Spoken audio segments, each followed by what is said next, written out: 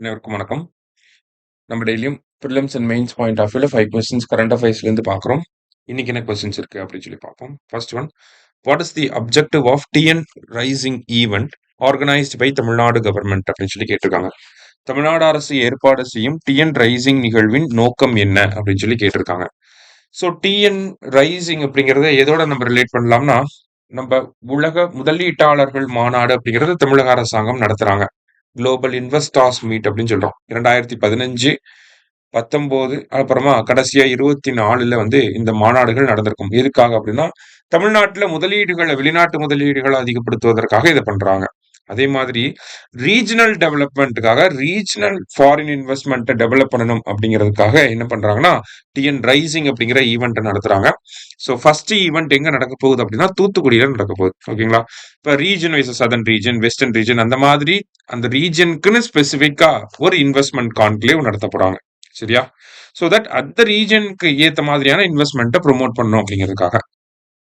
அடுத்தது, NASA's Crew 11 mission has taken India's Seabukton and buckwheat seeds to International Space Station for microgravity research.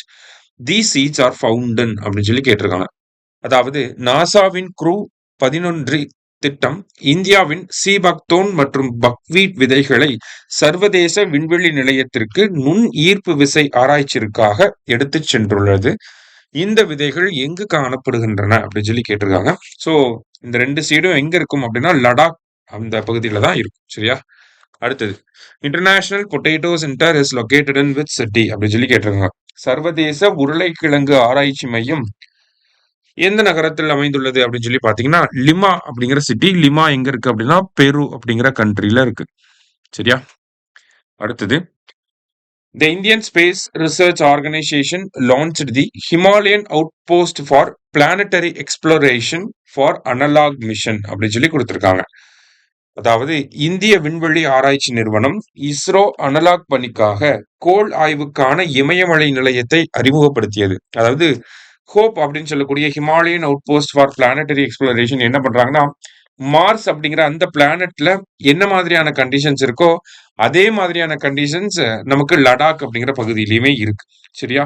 So அந்த மார்ஸ்ல என்ன மாதிரியான experiments பண்ணணும்னு நினைக்கிறாங்களோ அதை லடாக்ல பண்ணி ஒரு டைம் ட்ரை பண்ணி பார்த்து எக்ஸ்பெரிமெண்ட்ஸ் பண்றதுக்காக தான் இந்த ஹோப் அப்படிங்கிற இந்த ஒரு விஷயத்தை லான்ச் பண்ணியிருக்காங்க. ஸோ அது எங்க இருக்குன்னா, லடாக்கோட ஜோக்கர் வேலி அப்படிங்கிற பகுதியில இருக்கு. சரியா? போத் கரெக்ட் அப்படிங்கிறது கரெக்ட் ஆன்சர். லாஸ்டா, how many districts are included under Tamil Nadu millet mission அப்படின்னு சொல்லி கேட்டிருக்காங்க. தமிழ்நாடு மில்லட் மிஷன் அப்படிங்கிறது 2023ல வந்திருக்கும். தமிழ்நாடு சிறுதானிய இயக்கம் அப்படிங்கிறது. இதுக்கு கீழே 25 மாவட்டங்களை 2 கிளஸ்டரா பிரிச்சிருப்பாங்க. ஓகேவா? Cluster 1, cluster 2 2 கிளஸ்டரா பிரிச்சிருப்பாங்க. சரியா? ஸோ 25 மாவட்டங்கள். இன்னைக்கு 5 கொஸ்டின்ஸ் பார்த்திருக்கோம். தேங்க்யூ. சுரேஷ் IAS அகாடமி, வெற்றியின் முகவரி.